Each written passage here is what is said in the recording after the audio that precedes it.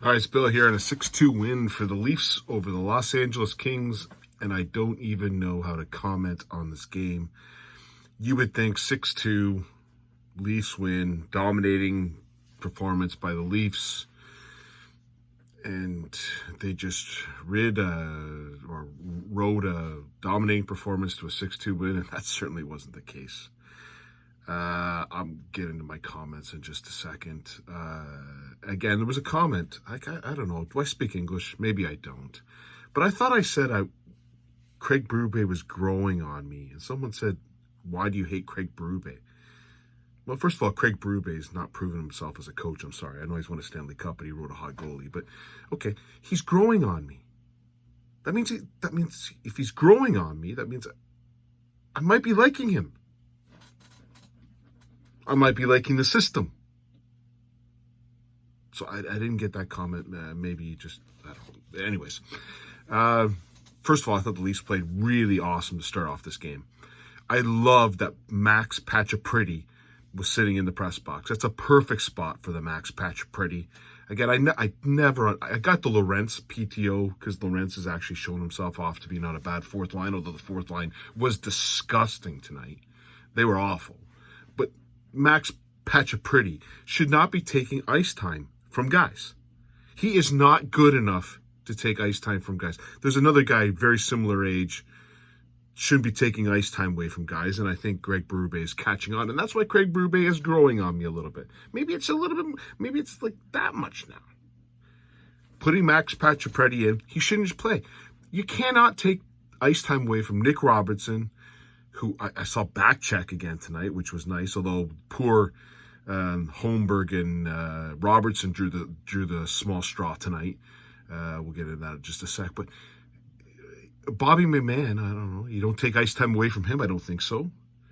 So who is Max? Maybe you take Ryan Reeves out of the lineup, but at some point, Yarncroc and Dewar are coming back. Signing Max Pacioretty was stupid. It was dumb. But at least Berube got it. I don't care what your name is, unless he was sick and they didn't dress him because he was sick. And if so, that's crazy anyways. But again, it's the right decision. The man, just sit where you need to be. And I thought, again, the first two lines for the Leafs were great. It's amazing.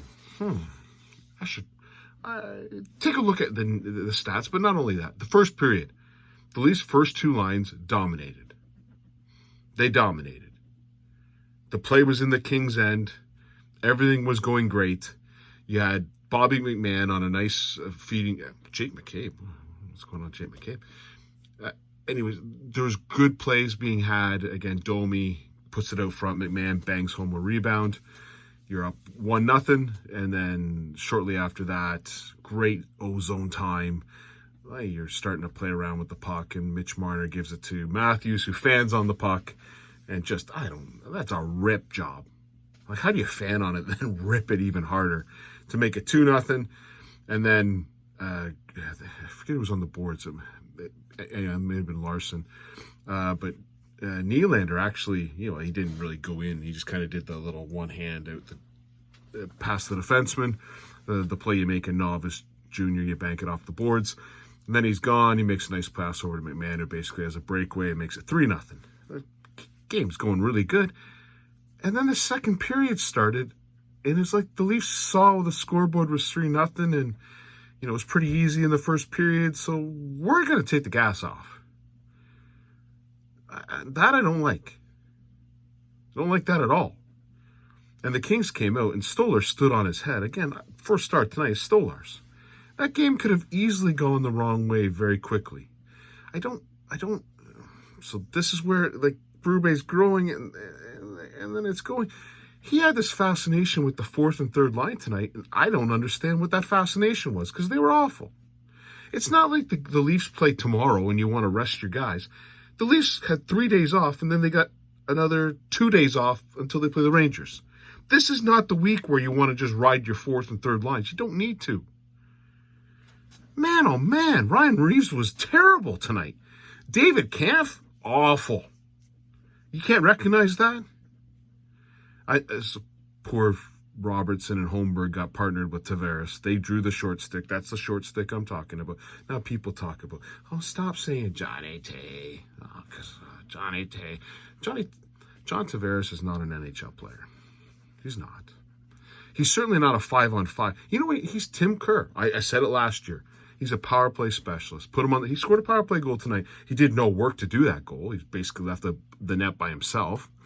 But it was great plays by Matthews and Marner to get him the puck. But he does sit in front of a net. It takes him a while to get there. But once he gets there, he'll sit in front of a net, and he chipped it home. Although he should have buried one before that any other player would have with any talent. So he got his power play goal. But again, he can't play NHL hockey 5-on-5. He can't play center 5-on-5. He can't. Who's watching the games? Put Holmberg at center. At least they dropped Tavares to the third line. There's one more line probably to go down, or probably even where Max Pacioretty is. That's not a bad spot to have you. But if you need a power play specialist, throw him on the fourth line wing, hide him, and then let him get his power play points when they don't matter. That's perfect. That's exactly what you need. God, the third and fourth line was awful tonight. And again, was it Robertson? Is it Holmberg? No, we saw Robertson play with Domi and Nylander in the last game against Pittsburgh. They were dominant. So today it was McMahon who got to ride shotgun with Domi and Nylander. Boy, Nylander's really kind of different player when he's not with John Tavares. Is he not? A little different. McMahon, a little different. When you don't play with Tavares, that's a good thing. People benefit from not playing with the man. It's pretty self-evident. Watch the game. Anyways, it's 3-0. They're getting their... The Kings are bringing it on. And then, all of a sudden, you got the Morgan Rielly goal, which I don't know what the Kings defense was doing there. Morgan Rielly skating in front of the net, tipping it in from Jake McCabe was actually a nice play. It was actually a design play. Again, maybe growing on me a little bit. The Kings were tired in their zone. The Leafs were starting a change. McCabe held on to it, and Morgan Rielly was able to break to the net. No one took him because I believe the forward was tired. And it's tipped in for 4-0. That's the deal breaker because the Kings were pulling it on. And I know they pulled it on a little bit later, but when you're down 5-0 and you start pulling it on, okay, fair enough.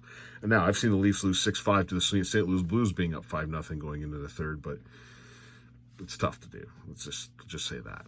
But at 3-0, that game was still up for grabs. So that 4-0 goal was big.